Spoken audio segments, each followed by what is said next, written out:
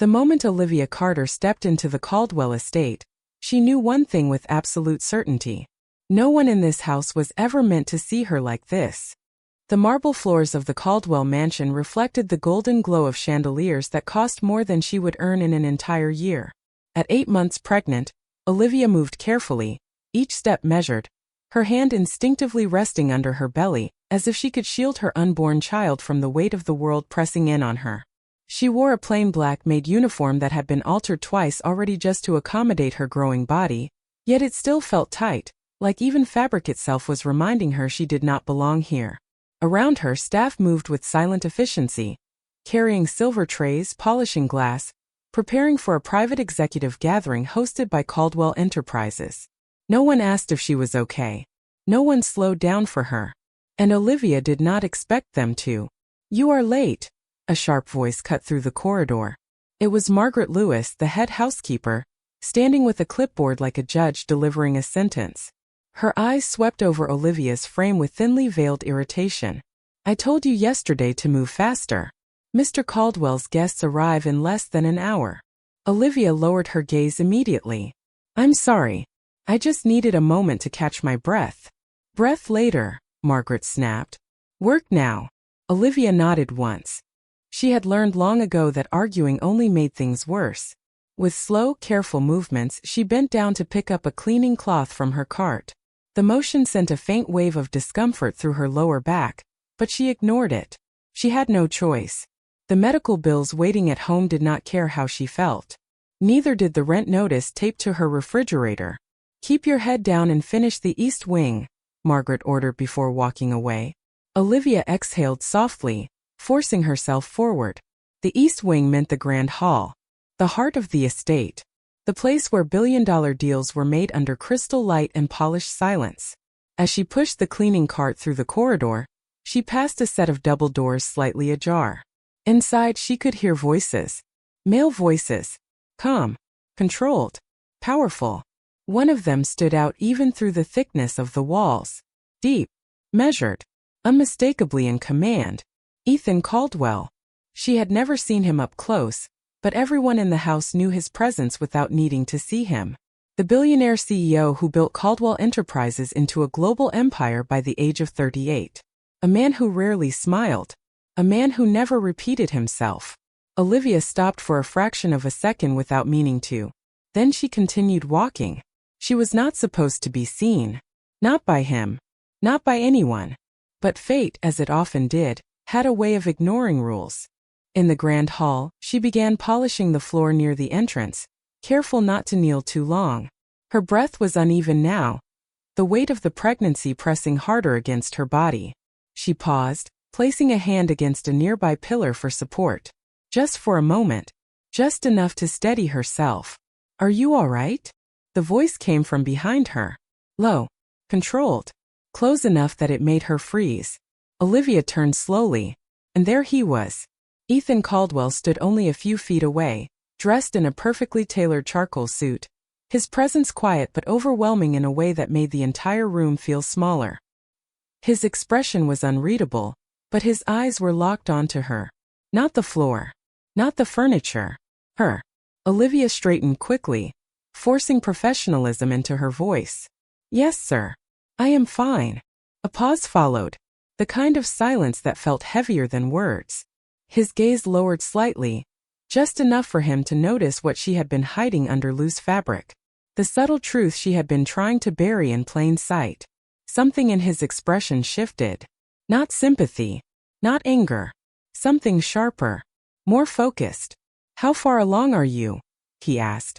Olivia hesitated. She should not answer. She should not be here in this moment at all. 8 months, she said quietly. Another silence. Longer this time. Around them the estate felt distant, almost irrelevant. Ethan's voice lowered slightly. "Who assigned you to work this position?" "I needed the job," she replied carefully. "I did not have many options." His jaw tightened slightly at that. Not visibly angry, but something in him had changed. As if her answer had landed somewhere deeper than expected. Before he could say anything else, a loud crash echoed from the corridor behind them. A tray had fallen. Glass shattered across the floor. Voices rose immediately.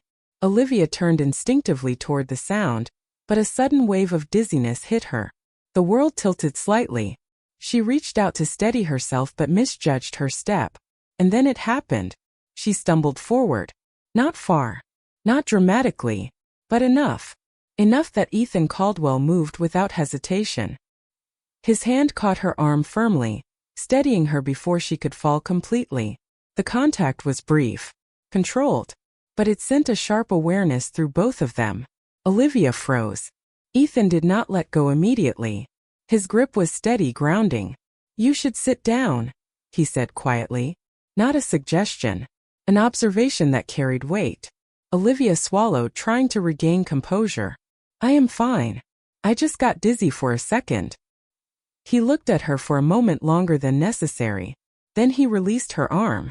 "That is not fine," he said simply. And then, as if deciding something internally, he added, "Come with me." Olivia's breath caught slightly. "Sir, I need to finish my work." Ethan Caldwell turned slightly toward the hallway, his tone unchanged but absolute. "This is not a request." And just like that, everything shifted. Olivia did not move immediately. Not because she was defying him, but because she could not understand why a man like him would care about a maid he had never noticed before today. Yet something in his presence made refusal feel impossible. Slowly she followed. And neither of them knew that this single moment would unravel everything they thought they understood about control, fate, and the truth she had been hiding inside her silence. Ethan Caldwell walked ahead without looking back, his footsteps steady against the polished marble corridor, while Olivia Carter followed a few steps behind, still unsure whether she was being guided or quietly commanded. The silence between them was heavy, not uncomfortable exactly, but charged in a way she could not explain. She kept one hand resting under her belly, steadying herself as the hallway seemed longer than it should have been. Finally, Ethan stopped in front of a private door marked restricted access. He opened it and gestured for her to enter. Inside was a quiet medical room, clearly not part of the staff facilities, more like something reserved for emergencies involving high-profile guests. "Sit," he said simply. Olivia hesitated for only a second before lowering herself carefully onto the edge of a soft leather chair. "I am really fine," she repeated softly, though her voice lacked confidence now. Ethan did not respond immediately. Instead, he walked to a cabinet, retrieved a sealed bottle of water, and placed it on the table beside her. His movements were precise, controlled, almost mechanical, but there was something different in the way he looked at her now. As if she had become an unsolved problem he could not ignore. "You are 8 months pregnant," he said finally. It was not a question. Olivia nodded slowly. "Yes." Another pause followed. Ethan's gaze remained fixed on her, unreadable but intense enough to make her feel exposed despite the silence. "Why are you working here?" he asked. Olivia lowered her eyes briefly, gathering her thoughts. "Because I needed a job that would hire me quickly. I cannot afford to stop working right now." "And your family?" he continued. She hesitated. "There is no one." The answer landed in the room like something final. Ethan's expression shifted slightly, not softening but sharpening in focus.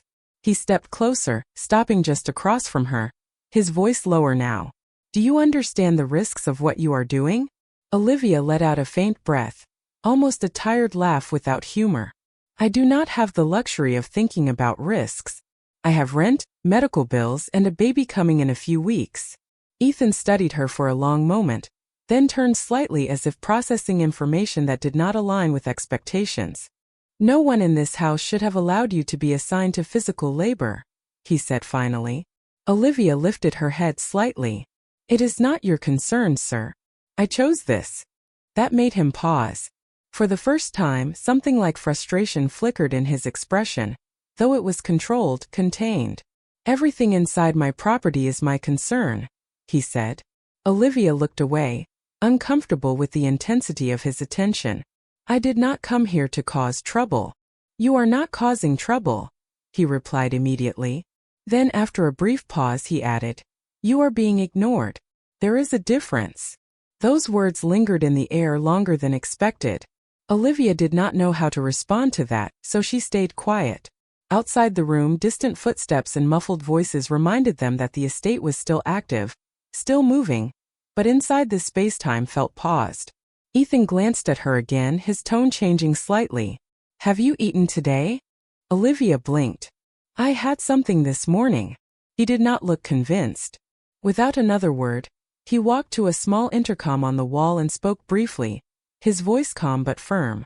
"Bring something light. No sugar. And notify medical staff to be on standby." Olivia immediately shook her head. "That is not necessary. I am fine." Ethan turned back toward her. "You are not fine," he said again, this time more direct. Then he added quietly, "You are simply used to functioning while you are not." That statement made her freeze slightly, not because it was harsh but because it felt uncomfortably accurate.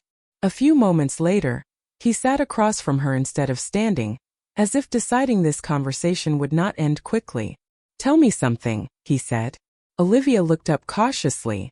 "Why did you not disclose your condition when you were hired?" She hesitated again. "Because I needed the income. And I thought I could manage." Ethan leaned back slightly, studying her with an expression that was no longer purely professional. There was something deeper now, something more personal beginning to surface beneath the surface control. "You should not have to manage this alone," he said quietly. Olivia's voice softened. "Most people do not have a choice." For a moment, neither of them spoke. Then Ethan stood again, as if reaching a conclusion internally. "You will not return to physical duties," he said firmly. Olivia immediately reacted. "Sir, I cannot just stop working. I need this job." Ethan looked at her directly.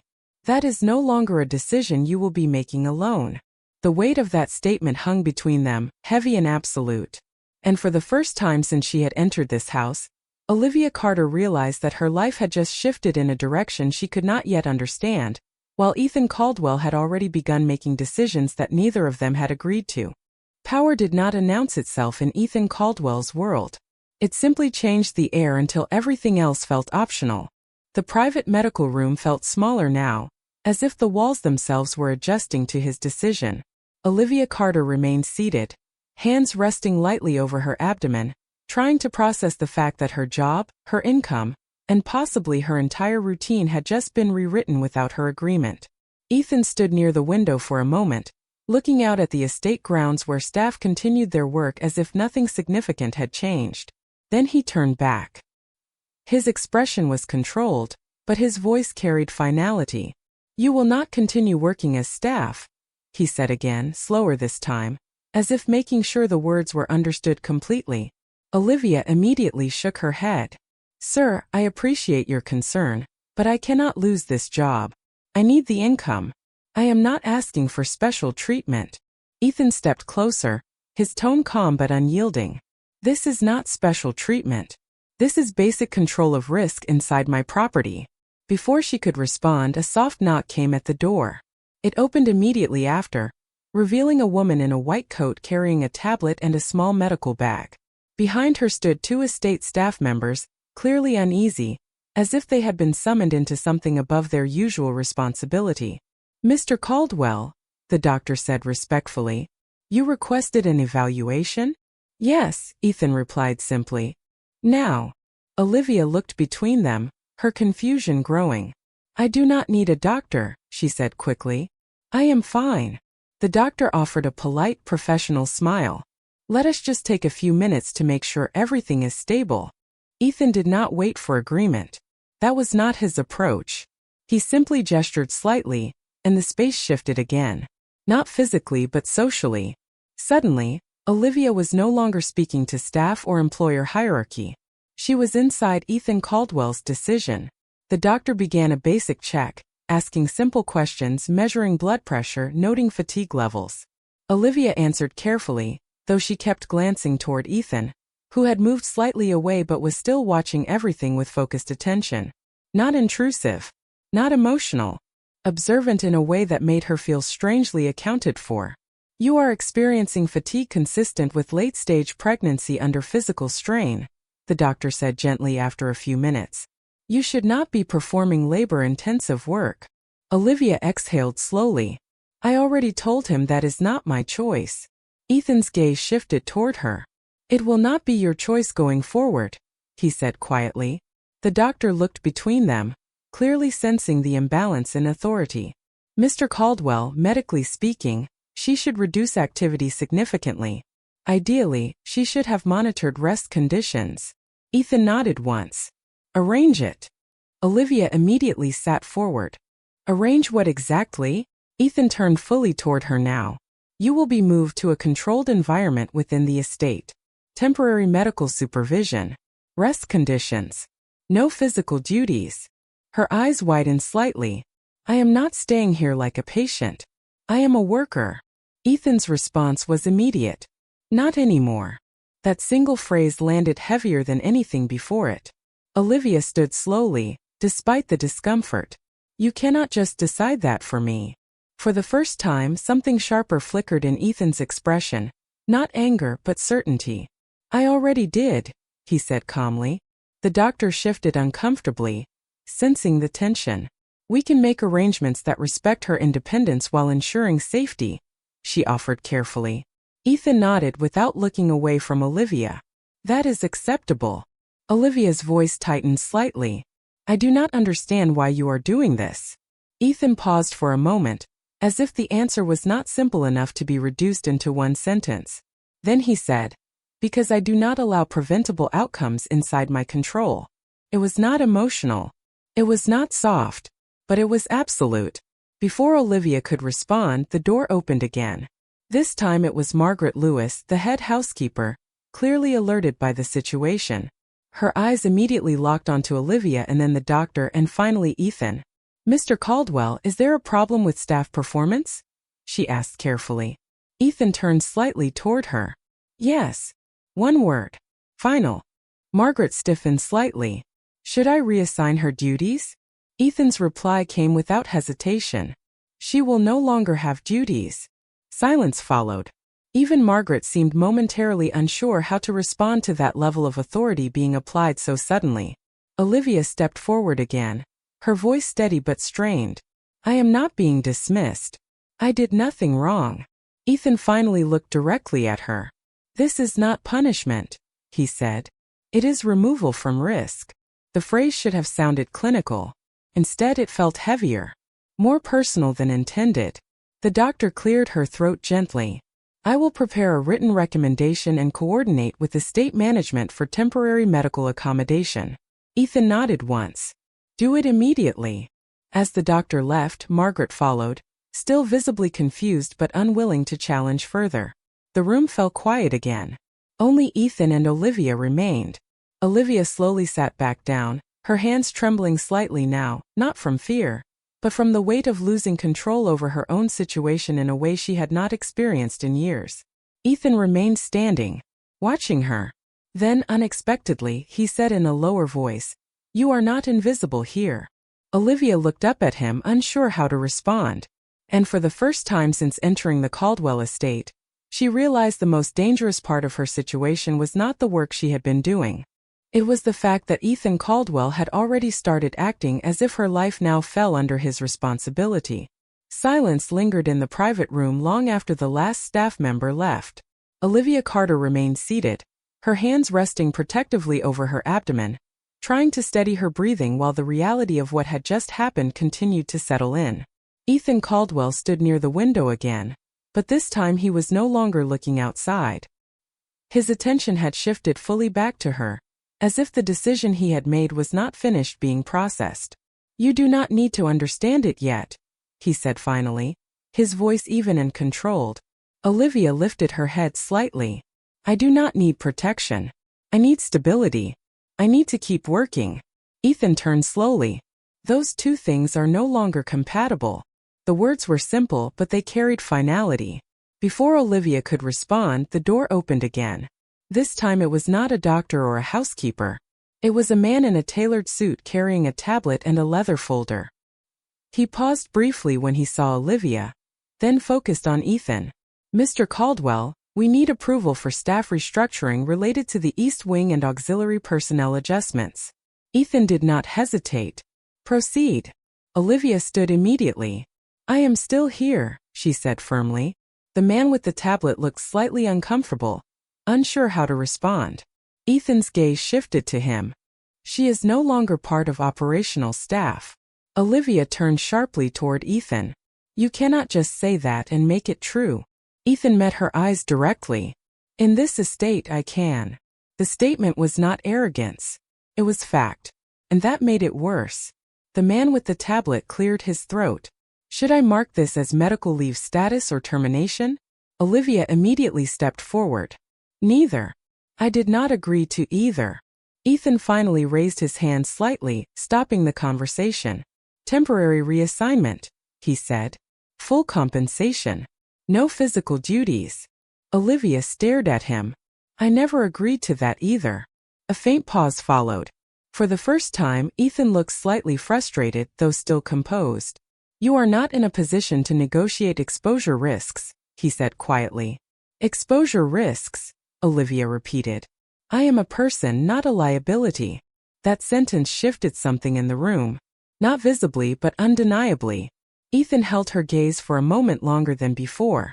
Then he spoke in a lower tone. You are both. The words were not meant to hurt, but they landed sharply anyway. Olivia looked away for a moment, gathering herself. When she spoke again, her voice was quieter. I only wanted to work.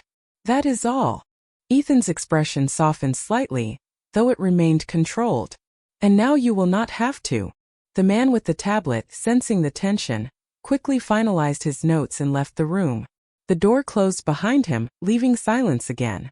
Olivia sat back down slowly, her energy draining slightly from the exchange. Ethan remained standing. There is a guest wing on the north side, he said after a moment. You will stay there temporarily. Olivia shook her head immediately. I am not moving into a guest wing like I am some kind of project. Ethan stepped closer, his tone steady. It is not a project. It is a necessary condition. She looked up at him, exhausted now more than defiant. Why are you doing this for someone you do not even know? Ethan did not answer immediately.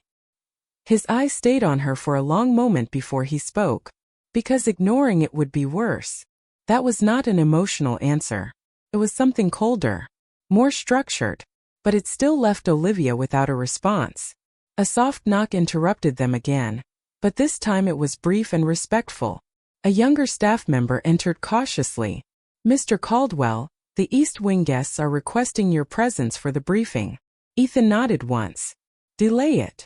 The staff member hesitated. They are expecting you in 10 minutes. Ethan's voice remained unchanged. They will wait. The staff member left quickly. Olivia watched him. You cancel meetings for people you do not know now? She asked quietly. Ethan looked at her. I cancel meetings when they are less important than what is in front of me. Olivia did not respond immediately. Something in that statement made the room feel heavier again, not because of power, but because of attention she was not used to receiving. After a moment, Ethan turned slightly toward the door. You will rest here until arrangements are complete. Olivia stood again, slower this time. And after that? Ethan paused briefly. After that, we will address everything else. The way he said everything else carried more weight than he probably intended. Olivia watched him for a moment as he prepared to leave. Then she spoke quietly. I am not used to someone making decisions for me. Ethan stopped at the door. Then you will have to get used to something different, he said. And with that he left the room, leaving Olivia alone in the quiet space that no longer felt like a medical room, but something far more uncertain. Olivia Carter remained alone in the quiet guest room, though calling it a room felt inaccurate. It was larger than her entire apartment, furnished with soft lighting, neutral colors, and a silence so refined it almost felt intentional. She sat on the edge of a sofa she was afraid to fully lean into, her hand still resting over her abdomen as if that alone could keep her grounded. Ethan Caldwell had left without waiting for her agreement, and yet his absence felt louder than his presence had been. Minutes passed, though she could not tell how many. Then a soft knock came at the door. Before she could answer, it opened slightly, and a young staff member stepped in carefully. Miss Carter, Mr. Caldwell asked me to bring this. The woman held a simple folder and a glass of water. Olivia frowned slightly. I did not ask for anything. The staff member hesitated. He said you would say that. That response made Olivia pause. She accepted the folder slowly. Inside were medical documents structured and precise, already partially filled out. Not assumptions. Not guesses. Actual instructions. Her name. Pregnancy stage. Rest requirements. Even dietary notes she had never shared with anyone in the estate. He had this prepared already, Olivia murmured. The staff member nodded politely. Mr. Caldwell prepared it immediately after your evaluation. Olivia closed the folder gently. Why would he do that? The staff member looked uncertain, then offered a careful answer. He does not usually allow uncertainty in situations involving risk. Then she left, closing the door softly behind her. Olivia sat there for a long moment, staring at the folder on her lap. It was not kindness in the way she understood it. It was structure. Control. Something about it should have made her feel relieved, but instead it made her feel watched. She exhaled slowly and stood up, walking toward the window. Outside, the estate stretched endlessly, quiet and perfectly maintained. Everything had order here. Everything had purpose. Except her. Later that evening, another knock came. This time Ethan Caldwell entered without waiting for permission. He was no longer in his formal suit jacket. His sleeves were slightly rolled up, the first sign she had seen of anything remotely casual about him. You have not eaten, he said immediately. Olivia turned toward him. I am not hungry. Ethan glanced at the untouched tray on the table. That is not accurate. She crossed her arms slightly. You are monitoring what I eat now? Yes, he replied simply. That single word removed any space for argument. He placed a second tray on the table, then sat down across from her without hesitation. Olivia blinked slightly at the unexpected action. You are sitting here? She asked. Is that a problem? He responded. Most CEOs do not sit in guest rooms of pregnant maids. Ethan did not react to the sarcasm. Most CEOs do not have pregnant employees working under physical strain either. That silence stretched again between them. Olivia finally sat down, more from exhaustion than agreement. She looked at the food but did not touch it immediately. You keep calling this risk, she said quietly. But I am not fragile. Ethan watched her carefully. No, he said. You are exhausted. The simplicity of that answer made her pause.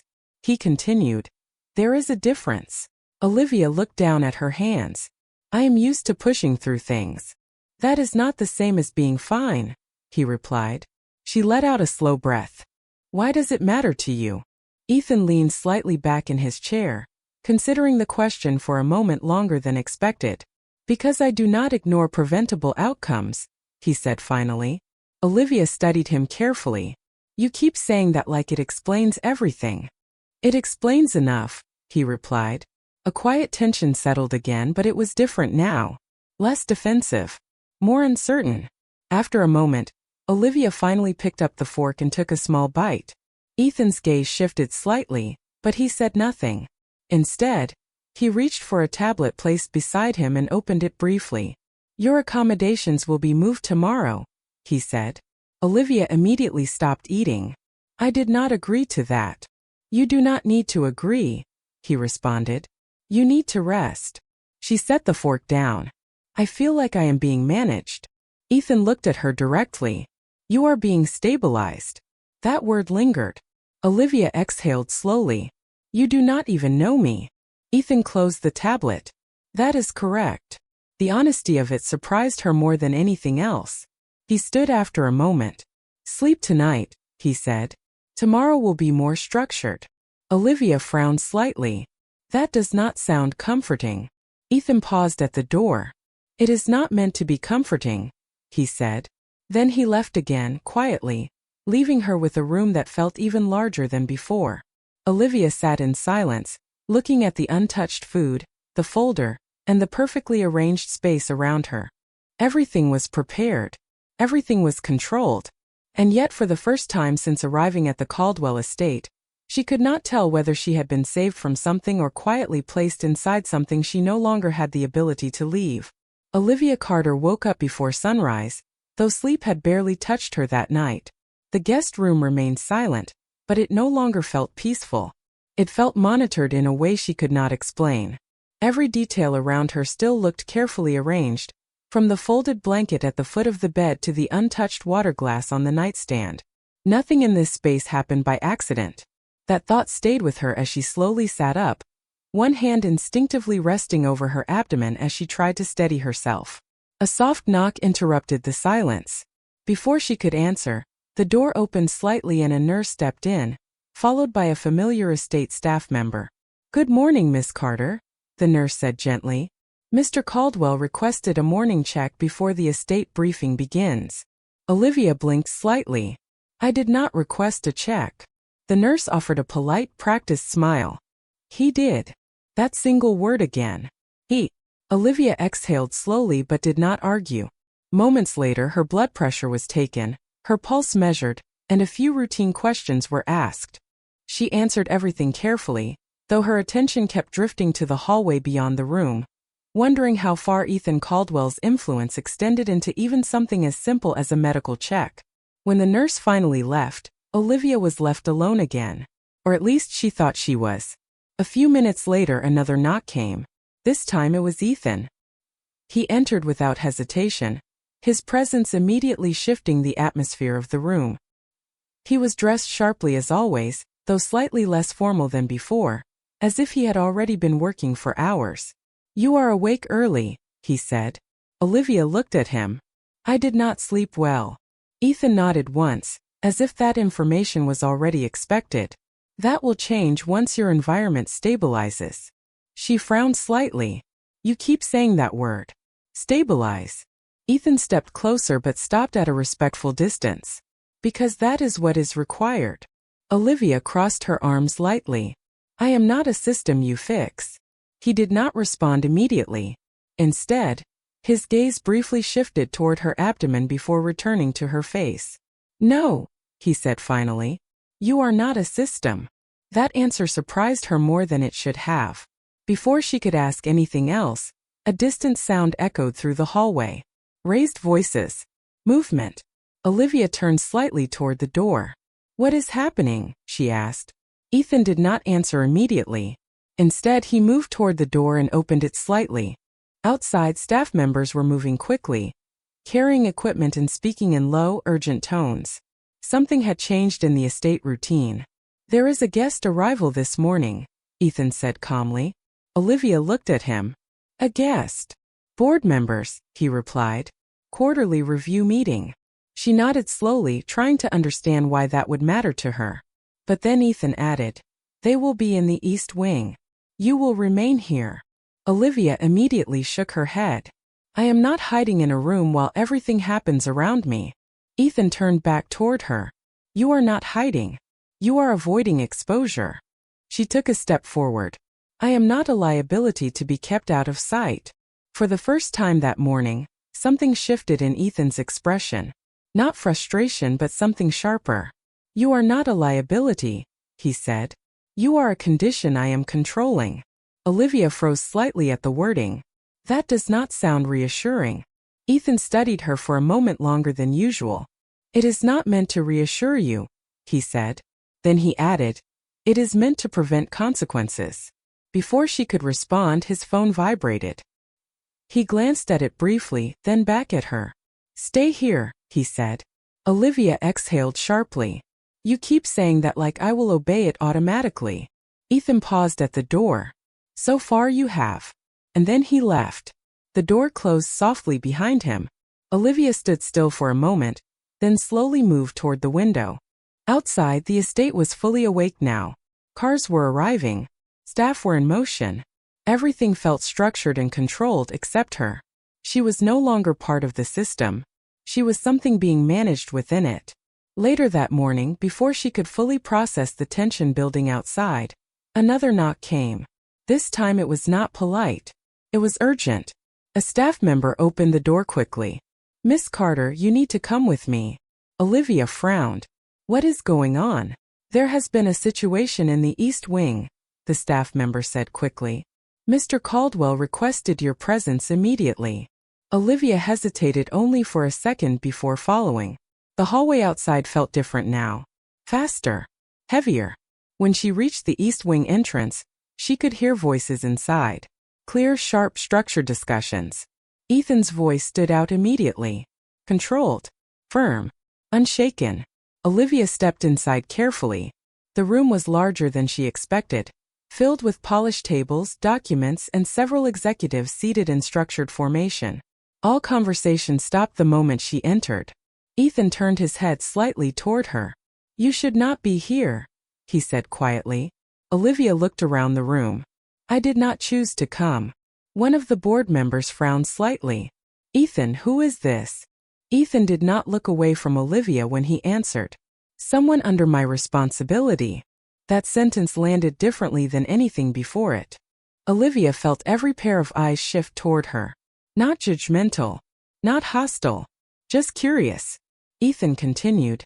"This meeting is paused." One of the executives spoke up. "Because of her?" Ethan's reply was immediate. "Because I said so." The room fell silent again. Olivia stood still, realizing for the first time that whatever boundary she thought existed between her life and his world was no longer clearly defined. And Ethan Caldwell, standing in front of an entire board of powerful men, did not look like someone explaining a decision. He looked like someone protecting one. The silence inside the executive boardroom did not last long. It never did in Ethan Caldwell's world. Olivia Carter stood near the entrance, still processing the weight of every gaze that had turned toward her the moment she entered. The polished table, the suited executives, the structured precision of the room. It all felt like another world she had accidentally stepped into without permission. Ethan remained standing at the head of the table, calm and unmoving, as if the interruption had been part of the plan all along. "This meeting is not cancelled," one of the board members finally said, trying to regain authority. "It is paused," Ethan corrected immediately. His voice was steady, but it carried a finality that did not invite argument.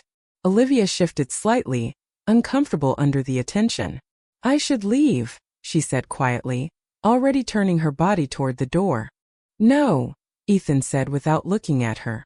That single word stopped her completely. One of the executives leaned forward slightly. "Ethan, this is a board-level discussion. We cannot." "You can," Ethan interrupted, still calm. "Because I already decided it." A brief silence followed. Olivia looked between them, realizing this was not a normal disagreement. This was control being enforced without effort. Another board member adjusted his posture. "Who exactly is she?" Ethan finally turned his head toward Olivia, then back to the room. "She is not part of this meeting," he said. Then, after a short pause, he added, "And yet she is the reason it is paused." The room reacted instantly. Murmurs spread quietly across the table. Olivia felt her stomach tighten slightly. "I did not ask for this," she said softly. Ethan's eyes shifted toward her for a brief moment. "I know," he replied. That was all he said. But it changed nothing about the situation. One of the executives spoke again. "We are discussing merger allocation and investor exposure. Why is a staff member affecting operational decisions?" Ethan stepped slightly forward, placing both hands lightly on the edge of the table. "Because exposure risk inside my estate now includes her condition," he said. Olivia immediately frowned. "My condition is not part of your corporate meeting."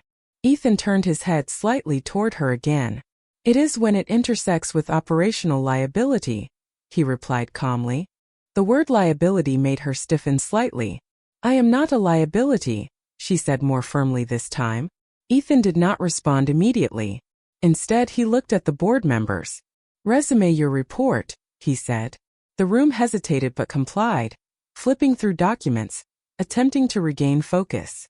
Olivia remained standing at the edge of the room, feeling like she was occupying a space she was never meant to be in. Minutes passed. Financial charts were discussed. Projections were reviewed. Everything sounded distant, like another language. Then Ethan's phone vibrated. He glanced at it briefly, then his expression changed slightly. Not alarmed. Focused. "We are adjourned," he said suddenly. The board members looked up. "We are not finished," one of them replied. Ethan's voice remained even. "You are for today." No further explanation followed. That was enough. The room began to clear slowly, executives gathering papers and leaving in controlled silence. Olivia stayed where she was, unsure whether she was expected to move. Ethan walked toward her once the room was nearly empty. "You will come with me," he said. Olivia exhaled slowly. "I am not part of your decisions." "At this point," Ethan replied, "you are inside them whether you choose it or not." She frowned slightly. "That does not sound reassuring." "It is not meant to," he said again. They walked through the corridor together, the silence between them now heavier than before. Staff stepped aside as they passed, some lowering their gaze, others watching carefully. Olivia noticed it this time. The way people reacted to him. Not just respect. Something closer to anticipation. When they reached a private corridor, she finally spoke again. "Why did you bring me into that room?" Ethan stopped walking. "Because they were about to discuss allocation changes that would have affected your status." Olivia shook her head slightly. "I do not even understand what my status is anymore." Ethan looked at her directly. "Neither do I," he said honestly. That answer surprised her. Before she could respond, a security staff member approached quickly from behind. "Mr. Caldwell, there is an urgent report regarding the East Perimeter access," he said. Ethan nodded once. "Handle it." The staff member hesitated. "It involves external inquiry about unauthorized personnel movement within the estate." Ethan's gaze sharpened slightly. "Which personnel?" The staff member glanced briefly at Olivia before answering carefully. "The maid assigned to East Wing operations." Olivia froze slightly. Ethan's expression changed instantly. Not toward her. Toward the report itself. "Who initiated the inquiry?" he asked. "Internal compliance review," the staff member replied. A pause followed. Ethan's voice lowered slightly. "Reject it." The staff member hesitated. "Sir, it is already logged." Ethan stepped closer. "Then remove it from relevance." The staff member immediately nodded and left. Olivia watched him carefully. "You are protecting me from paperwork now?" she asked quietly. Ethan turned back toward her. "I am preventing escalation," he said. Olivia studied him for a moment. "It feels like more than that." Ethan did not answer immediately. Then he said, "It is always more than that when it involves outcomes I can control." That sentence lingered between them as they continued walking, neither of them fully aware that control in Ethan Caldwell's world was beginning to extend far beyond business decisions. The corridor outside the executive wing felt colder than usual, as if the estate itself had adjusted its temperature after the boardroom disruption. Olivia Carter walked slightly behind Ethan Caldwell, still processing the weight of what had just happened, board members, corporate authority, and her name being spoken in room she was never meant to enter. Ethan did not slow his pace. He rarely did. But this time there was a subtle shift in how he moved. More alert. More focused. As they turned a corner, a staff member quickly approached from the opposite direction, breathing slightly uneven. "Mr. Caldwell, there is an urgent matter in the East Medical Wing," he said quickly. Ethan stopped immediately. "What kind of matter?"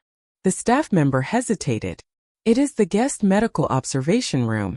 The system flagged a sudden complication alert. Olivia frowned slightly. "Complication?" she repeated quietly. Ethan did not answer her immediately. Instead, he was already moving again, his pace faster now, direction changing toward the medical corridor. Olivia followed instinctively, though she did not fully understand why urgency had entered the atmosphere so suddenly. Within moments, they reached the private medical section. The environment was different here. Quieter. Sterile. Controlled. A nurse stepped out of one of the rooms immediately upon seeing Ethan. "Mr. Caldwell, we need your approval for immediate transport protocol," she said. Ethan's expression tightened slightly. "Explain." The nurse looked briefly toward Olivia, then back at him. The patient experienced a sudden drop in stability indicators. Nothing critical yet, but monitoring requires escalation. Olivia felt a strange pressure in her chest at the word patient, realizing only then that the conversation was about her. "I am fine," she said quickly. "I do not need escalation." Ethan turned slightly toward her. "You are not the one determining that," he said calmly. That sentence should have sounded dismissive. Instead, it sounded final. The nurse stepped forward carefully. We recommend at least 6 hours of monitored rest in the medical suite to avoid strain-related complications. Olivia immediately shook her head.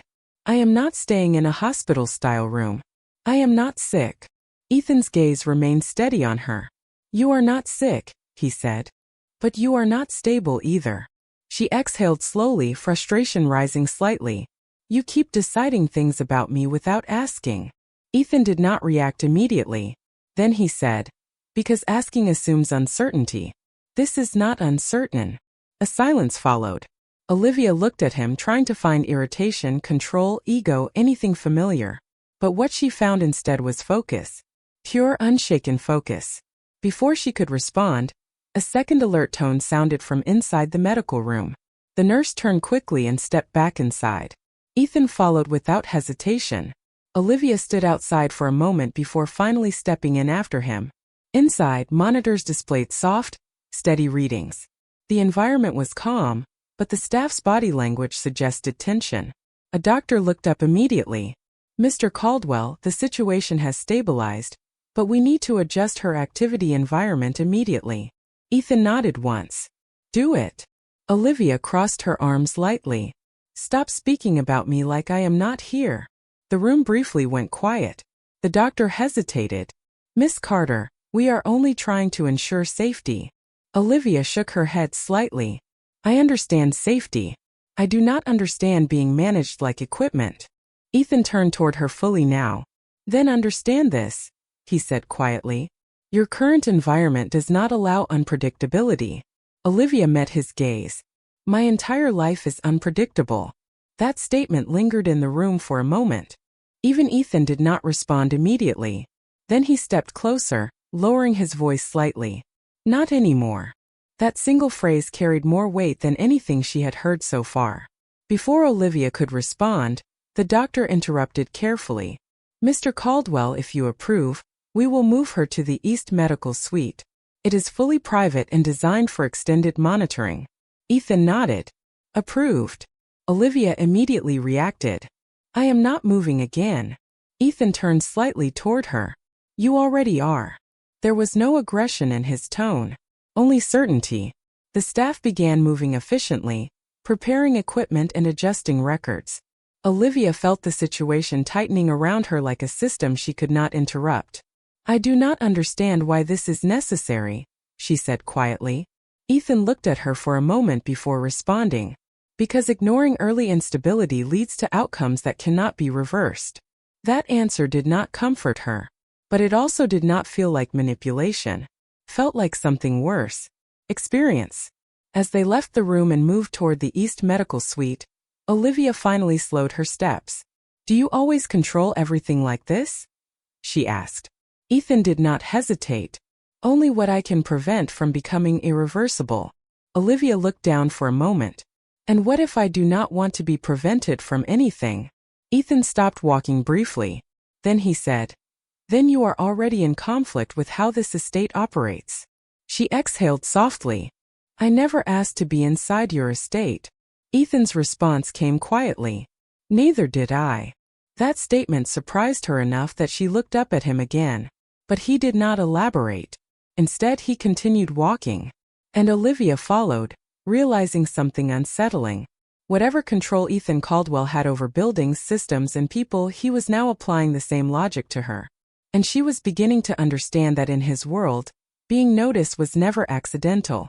Olivia Carter stood near the window of the East Medical Suite, watching the estate grounds stretch out beneath a pale morning sky. Everything outside looked calm, controlled, almost untouched by the tension that had been building inside her life since entering Caldwell territory. Behind her, the medical staff moved quietly, adjusting monitors and preparing the room for extended observation.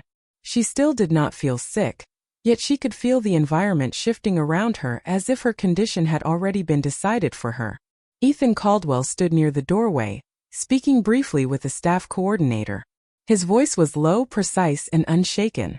All external communication regarding this area is to be filtered, he said. No exceptions.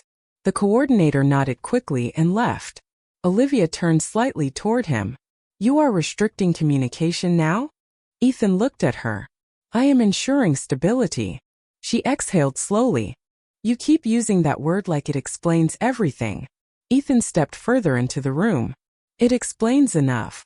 Before she could respond, a sharp notification sounded from Ethan's phone. He glanced at it, and for the first time since she had known him, his expression changed slightly.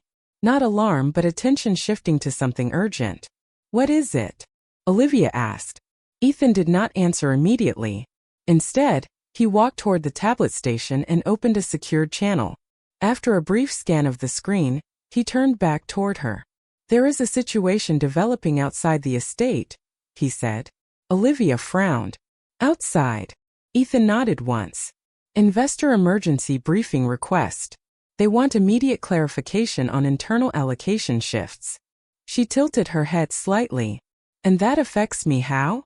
Ethan studied her for a moment before answering. Indirectly. But they are already asking questions about personnel adjustments. Olivia crossed her arms. So now I am part of investor discussions too? Ethan did not deny it. That silence was enough. A few seconds later, another staff member entered quickly, holding a tablet. Mr. Caldwell, the private jet is ready for departure. The board requested your physical presence for the emergency call. Ethan did not move immediately. He looked at Olivia instead. Stay here, he said. Olivia immediately shook her head. I am not a child you assign to rooms. Ethan's tone remained steady. This is not about assignment. It is about containment. She frowned sharply. I am a person, not a problem to contain. Ethan stepped closer slightly. Right now, the system does not distinguish between the two. That answer made her pause. Before she could respond, the staff member spoke again. Sir, they are waiting. Ethan finally turned away slightly, but before leaving, he looked back at Olivia. Do not leave this suite, he said. It was not a request. Olivia watched him exit, frustration rising in her chest as the door closed. For a moment she stood still, listening to the silence return. Then she walked toward the door. Not quickly, not defiantly, just enough to test the boundary. The hallway outside was quiet but not empty. Two staff members stood farther down, pretending not to watch her. Olivia paused. Then she turned in the opposite direction, walking slowly as if she were simply moving within the estate. No one stopped her. That alone felt wrong. As she continued, she passed glass corridors showing parts of the estate grounds. Security presence had increased. Vehicles moved in and out of the gates. Something was happening beyond what she had been told. She reached a side corridor leading toward the administrative wing when a voice called behind her. Miss Carter. She turned. A senior staff supervisor approached quickly. You are not authorized to be here. Olivia sighed softly. I am just walking. The supervisor shook her head. Mr. Caldwell explicitly instructed you remain in the medical suite. Olivia frowned. Why would that matter? The supervisor hesitated. There is a high-level external call in progress. Your status has been temporarily flagged as restricted personnel. Olivia blinked slightly. Restricted personnel? Before the supervisor could answer, Ethan's voice came through the communication device in her hand. Bring her back, he said immediately. Olivia froze. The supervisor nodded quickly. Yes, sir. Olivia shook her head slightly. You are monitoring me remotely now? Ethan's voice remained calm through the device. You left the designated area. I am not property, Olivia said firmly. A pause followed. Then Ethan replied, You are not safe outside it right now. That answer did not comfort her. It only deepened the tension. She was escorted back toward the medical suite, though no one touched her. The presence alone was enough. When she re-entered the room, Ethan was already there, as if he had returned faster than expected. He looked at her immediately. You moved. Olivia met his gaze. I walked. Ethan's expression remained controlled, but there was something sharper underneath now. That is not acceptable during active external review conditions. Olivia stepped forward. You are treating me like I am part of your security system. Ethan did not respond immediately. Then he said, You are part of a variable I cannot allow to destabilize. That sentence hung in the air longer than anything else. Olivia stared at him, realization slowly forming in her expression.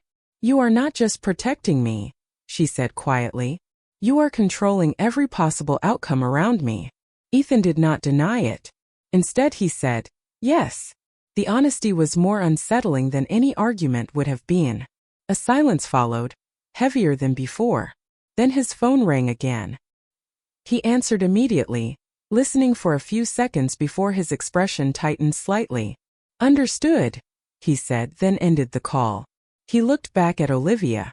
"The board is questioning the legitimacy of your presence here." Olivia let out a quiet breath. "Of course they are." Ethan stepped closer. "Which means I need to make one thing clear to them." Olivia frowned. "And what is that?" Ethan looked directly at her. "That you are not a variable they can remove." And for the first time, Olivia realized the situation had moved far beyond a job, far beyond protection, and far beyond anything she had agreed to. She was no longer just inside his estate. She was inside his decisions. Olivia Carter sat in the medical suite with a strange heaviness pressing on her chest that had nothing to do with physical exhaustion. The room was quiet again, but it no longer felt like a place designed for care. It felt like a controlled environment built around decisions she was not allowed to influence. Outside the glass partition, staff moved with precise urgency, speaking in low voices, coordinating updates she was not included in. Ethan Caldwell stood near the central console, speaking briefly with an operations manager through a secure line. His tone was steady but sharper than before. "All external inquiries regarding personnel classification are to be paused," he said. "No information is to leave this system without my approval." Olivia watched him carefully. "You are still doing it," she said quietly. Ethan glanced at her briefly. "Doing what?" "Making decisions that affect me without involving me." Ethan ended the call and turned fully toward her. "Because involvement is not required for stability control." Olivia exhaled slowly. "I am not a system variable." That statement finally made him pause. Not emotionally, but long enough to acknowledge it. "At this moment," he said calmly, "you are inside one." Before she could respond, a notification flashed across the main monitor. Ethan's attention shifted instantly.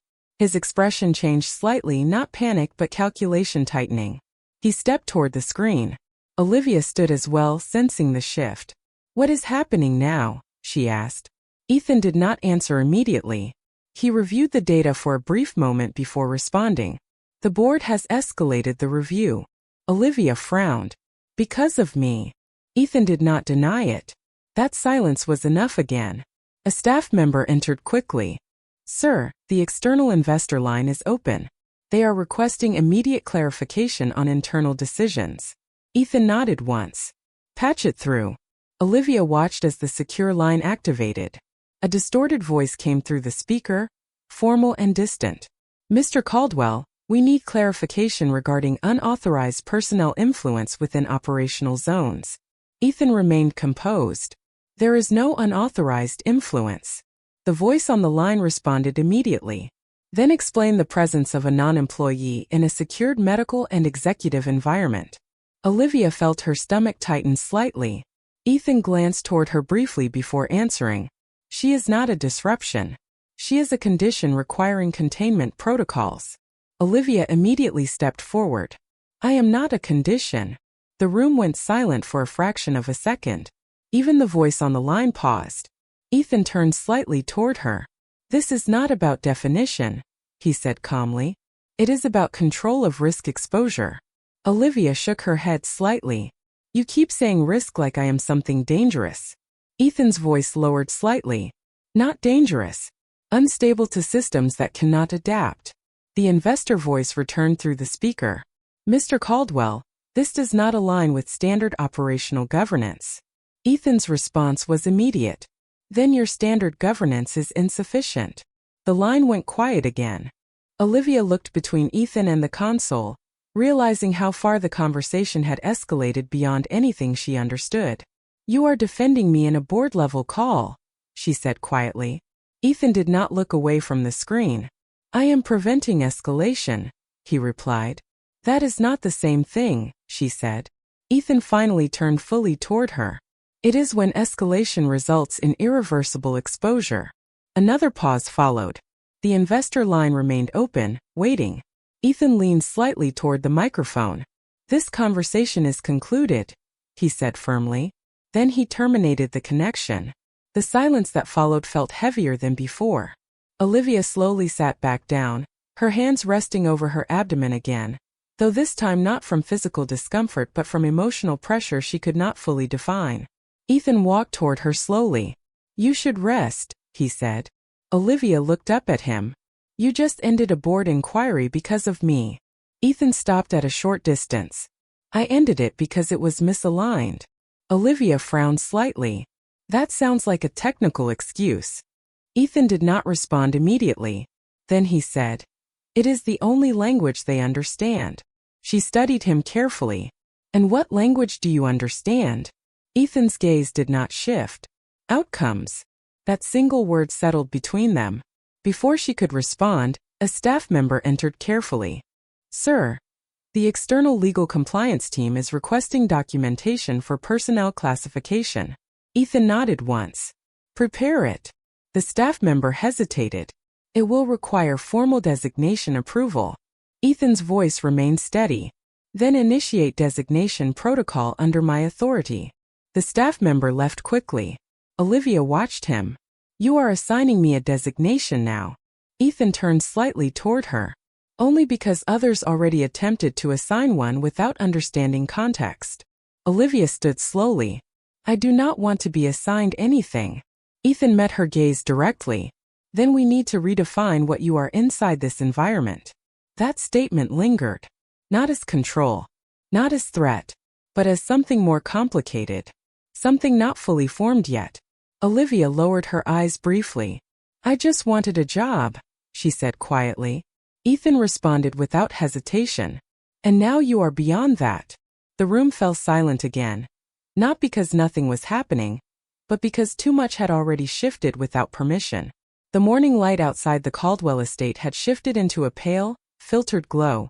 But inside the medical suite, the atmosphere felt unchanged. Controlled. Quiet. Heavy in a way Olivia Carter could no longer ignore. She stood near the edge of the room, watching Ethan Caldwell speak in low tones with a legal compliance officer through a secured line. His posture was unchanged, but his attention had narrowed further, as if the entire estate now existed as a single problem to be managed. "All internal documentation regarding personnel classification is to be reviewed under my direct authority," Ethan said calmly. "No external escalation is permitted without approval." Pause followed on the line. Then a cautious voice responded, "Mr. Caldwell, this level of restriction is highly unusual." Ethan did not hesitate. "Then consider it necessary." The call ended. Silence returned. Olivia exhaled slowly, breaking the quiet first. "You are building layers of control around me that I never asked for," she said. Ethan turned slightly toward her. "I am preventing external systems from misinterpreting your situation." Olivia frowned. "My situation does not belong to external systems." Ethan stepped closer, his voice even but firm. "At this point it already does." Before she could respond, another notification sounded from the central console. A staff member entered quickly holding a tablet.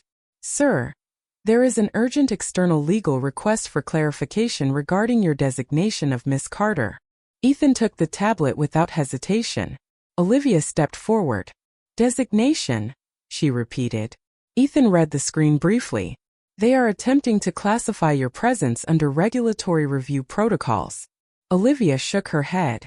"I am not a classification." Ethan looked at her directly. "I know." That answer surprised her enough to silence her for a moment. He turned back to the tablet and typed briefly. "Reject the classification request," he said to the staff member. The staff member hesitated. "Sir, they are requesting supporting documentation." Ethan's tone did not change. "Then they will not receive it." The staff member left quickly. Olivia watched him carefully. "You are shutting down every attempt to define me," she said quietly. Ethan lowered the tablet. "Because their definitions are incomplete." Olivia crossed her arms slightly. "And yours is not." Ethan paused for a fraction of a second. Mine is based on direct observation. That answer lingered in the air longer than expected. Olivia looked down briefly, trying to understand the direction everything was moving. I do not understand why I am suddenly something everyone is trying to categorize, she said. Ethan replied without hesitation. Because your presence is intersecting with systems that require classification to function. Olivia looked up. I am not a system interruption. Ethan stepped slightly closer. You are when no one has precedent for what to do with you. A quiet knock interrupted them. A senior advisor entered, visibly tense. Mr. Caldwell, the board has requested an emergency confirmation regarding your continued involvement in the personnel matter. Ethan turned slightly. There is no personnel matter. The advisor hesitated. They are concerned about operational risk exposure. Ethan's voice remained steady. Then they are addressing the wrong variable. Olivia let out a slow breath. You keep calling me a variable. Ethan looked at her briefly. Because they do. The advisor spoke again. Sir, they are requesting direct clarification on whether Miss Carter has executive protection status or operational relevance. Ethan did not respond immediately. Then he said, she is neither. Olivia blinked slightly. Neither. Ethan turned fully toward the advisor. End the inquiry. The advisor nodded and left quickly. Silence returned again, heavier now. Olivia stepped back slightly. So what am I then? She asked quietly. Ethan looked at her for a long moment before answering. You are the reason multiple systems are no longer operating independently. That answer made her pause completely. That does not sound like protection, she said. Ethan nodded slightly. It is not. Olivia frowned. Then what is it? Ethan did not answer immediately. Instead, he turned toward the window, looking out at the estate grounds where movement continued as usual, unaffected by the internal tension. When he spoke again, his voice was lower. It is containment of consequences I did not anticipate. Olivia studied him carefully. You are not answering what I actually am to you. Ethan turned back toward her. Because that answer is still being determined. That silence stretched again between them. Then another staff member entered quickly, clearly alarmed. Sir, there has been a breach in external communication attempts regarding Miss Carter's file. Ethan's expression tightened slightly. Who initiated it? Corporate Oversight Division, the staff member replied. Ethan stepped forward immediately. Terminate access. Olivia watched him closely. You are escalating everything because of me, she said. Ethan turned toward her briefly. I am stabilizing what others are destabilizing. She shook her head slightly. That sounds like the same thing from a different direction. Ethan paused. Then he said, direction matters in systems like this. Olivia looked down for a moment, overwhelmed by how far removed this conversation had become from anything resembling her original life. I just worked as a maid, she said quietly. Ethan responded without hesitation. Not anymore. That simple statement carried more weight than anything before it. Not because of authority, but because it confirmed something she was beginning to understand. Whatever she had been before entering this estate, she no longer fit inside any definition that existed outside of Ethan Caldwell's control. The atmosphere inside the Caldwell estate had shifted again by the following morning, not outwardly, but in the way people moved through it. Faster footsteps, shorter conversations, doors opening and closing with sharper precision. Olivia Carter noticed it even before she saw Ethan Caldwell. Something larger than internal adjustments was happening. Something that extended beyond the walls she had been confined within. She stood near the window of the medical suite, her reflection faint against the glass, one hand resting lightly over her abdomen as she tried to ignore the tightening sense that she was no longer just inside a building, but inside an unfolding system she could not see the full shape of. The door opened without warning. Ethan entered holding a slim black folder. He did not waste time with greetings. That was not his way. There will be a formal restructuring of your status within the estate today, he said. Olivia turned slowly. My status? Ethan stepped closer, placing the folder on the table between them. External pressure has escalated. Multiple divisions are attempting to define your position independently. Olivia frowned. I am still a person, not a position. Ethan looked at her directly. In environments like this, undefined elements create instability. She let out a slow breath. You keep saying instability like I am a threat. Ethan paused briefly. You are not a threat, he said. You are a variable no one else can categorize correctly. Olivia shook her head slightly. And you can. Ethan did not answer immediately. Instead, he opened the folder. Inside were documents structured, formal, already prepared. Olivia glanced down and immediately froze. Her name appeared across multiple pages, not as staff, not as patient, but under a newly created designation category she had never seen before. What is this? She asked quietly. Ethan replied without hesitation. A controlled classification that prevents external interference. Olivia stepped back slightly. You are creating paperwork around my existence. Ethan closed the folder. I am protecting your access to autonomy within this system. She looked at him carefully. That does not feel like autonomy. Ethan's voice remained steady. It is the closest version possible under current conditions. A knock interrupted them. A staff coordinator entered quickly, holding a tablet. Mr. Caldwell, the executive board is ready for your final confirmation regarding the designation protocol. Ethan nodded once. Begin. Olivia immediately stepped forward. Final confirmation for what exactly? The coordinator hesitated, glancing between them. Ethan answered instead. Your formal recognition with an internal structure, as a protected non-operational affiliate. Olivia blinked slightly. That sounds like a title I never agreed to. Ethan looked at her directly. You were not required to agree. The coordinator added carefully. It is the only designation that prevents external classification disputes from escalating further. Olivia let out a breath of frustration. So I am being renamed to avoid problems I did not create. Ethan stepped slightly closer. You are being defined to prevent others from defining you incorrectly. She shook her head slowly. I did not ask for any of this. Ethan's response came immediately. Neither did I. That answer made her pause again. Before she could respond, Ethan turned to the coordinator. Proceed with finalization. The coordinator nodded and left quickly. Silence returned, heavier than before. Olivia sat down slowly, placing her hands on the edge of the table. What happens if I refuse this designation? She asked quietly. Ethan looked at her for a long moment. Then external systems will decide for you. She frowned slightly. That sounds like a threat. Ethan shook his head once. It is a consequence. Another silence followed. Olivia looked down at the folder again. You keep placing me inside structures I do not understand. Ethan replied calmly.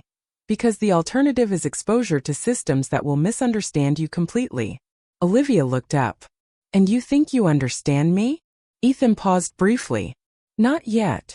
That honesty surprised her more than anything else he had said.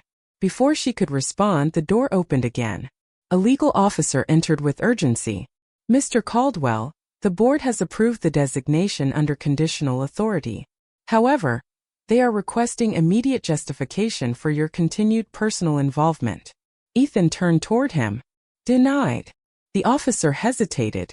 Sir, this is a direct compliance request. Ethan's voice remained unchanged.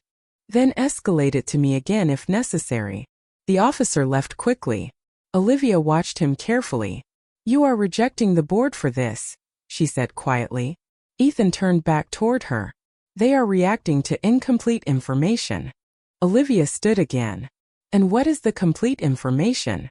Ethan looked at her directly. That you are no longer outside my system of responsibility. That sentence lingered in the room longer than anything before it. Olivia stepped back slightly. That sounds permanent. Ethan did not deny it. Instead he said, it is stabilizing. She looked at him for a long moment, then quietly said, I do not know what I am becoming here. Ethan responded without hesitation. Neither does anyone else yet. And for the first time, Olivia realized that the structure forming around her was not just about protection or control. It was something still in motion, something being built in real time around her presence, with consequences neither of them fully understood yet. The Caldwell estate felt different that evening. as if the entire structure had settled into a new configuration that even the walls themselves could not reverse. Olivia Carter stood by the window of the medical suite, watching the last light of the day fade over the vast property grounds. Her hands rested lightly over her abdomen, a familiar gesture now, not out of fear, but out of a quiet awareness that everything around her had shifted beyond recognition. Behind her, Ethan Caldwell stood near the central console, speaking in a controlled tone through a secure internal line. "Final designation confirmation is complete," he said.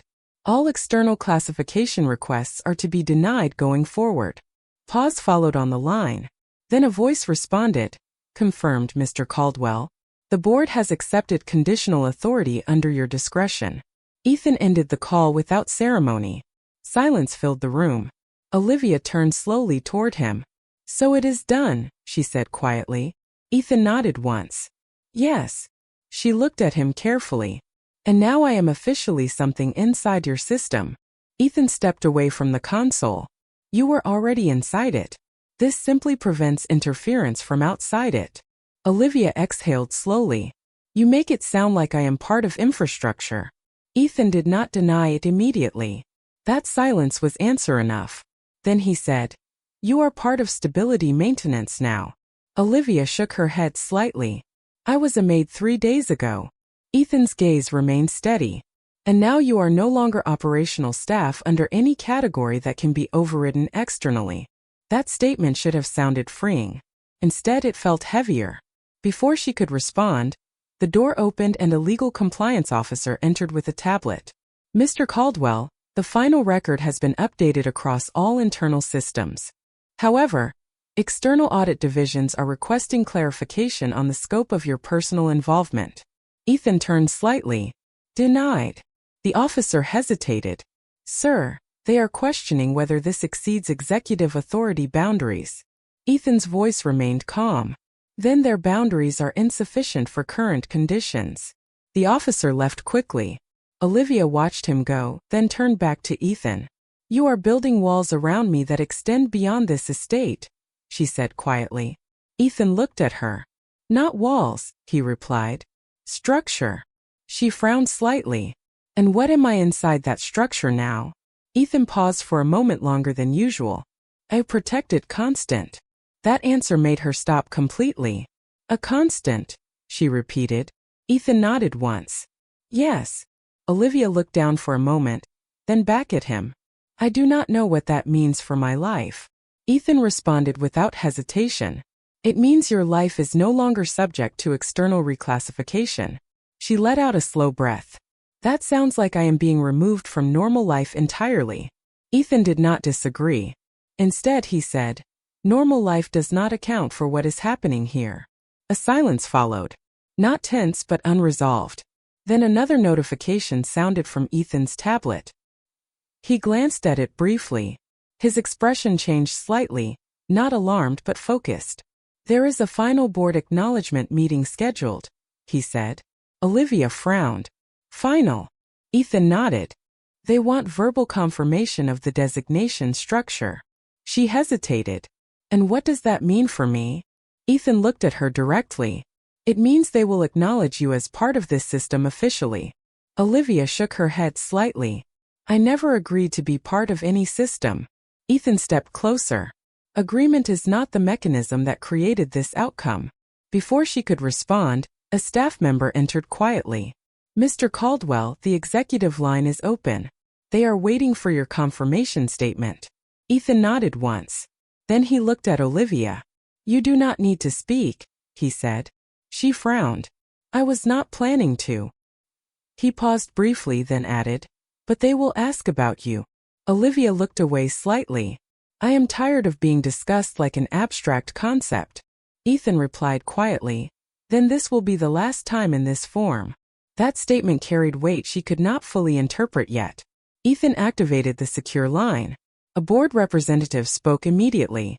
"Mr. Caldwell, confirm the designation status of Olivia Carter within your operational structure." Ethan did not hesitate.